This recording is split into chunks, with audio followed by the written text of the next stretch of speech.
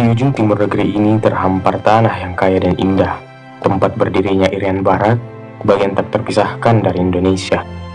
Namun, sejarah mencatat bahwa tanah ini pernah jauh dari pelukan Ibu Pertiwi, direnggut, diperebutkan, dan dikuasai oleh tangan-tangan asing.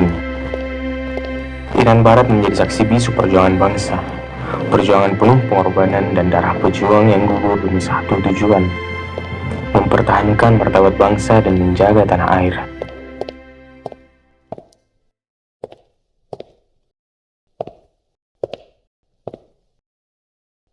Langkah demi langkah, pria ini menyusuri lorong Museum Mandala, seakan memasuki lembaran-lembaran sejarah yang terukir oleh darah, tekad, dan pengorbanan. Tahun 1961, Irian Barat masih belum sepenuhnya bebas. Namun, pada setiap dinding di sini, terukir cerita para pejuang bangsa yang datang untuk menuntut satu hal, persatuan.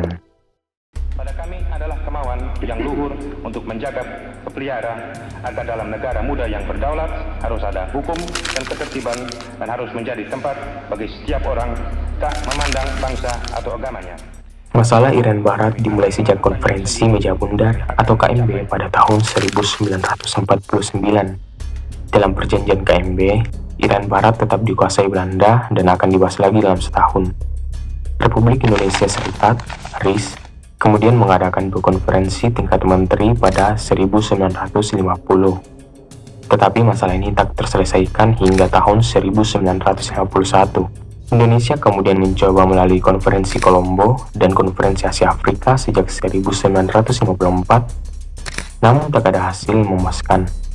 Di sisi lain, delegasi negara Indonesia Timur juga menekankan pentingnya masalah ini dalam dua pertemuan bersejarah, yaitu konferensi Malino dan konferensi Denpasar. Kemudian pada 1957, Indonesia memilih jalan lain untuk menyelesaikan masalah ini. Hei seluruh rakyat Indonesia, gagalkan pendirian negara Papua itu. Apa komando saya lagi? Hei seluruh rakyat Indonesia, kibarkan bendera sang merah putih di Papua, di negara ini, di Irian Barat itu. Tegas saya memberi komando ini, gagalkan negara Papua itu. Kibarkan bendera sang merah putih di Irian Barat. Gagalkan, kibarkan bendera kita.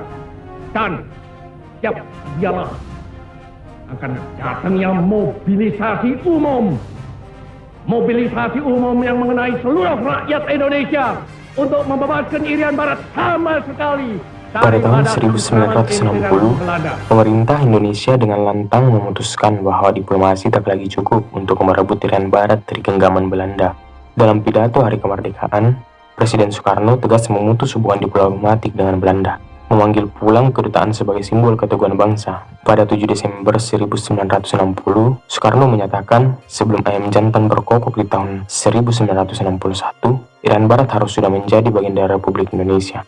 Sebagai langkah nyata, Soekarno membentuk Komando Operasi Tertinggi atau KOTI dengan dirinya sebagai Panglima Besar, didukung Letjen Nasution dan Maijen Ahmad Yani. Kemudian pada 19 Desember 1961 di Yogyakarta, Soekarno memproklamirkan Tri Komando Rakyat atau Trikora, seruan perjuangan untuk menyatukan Irian Barat dengan Indonesia.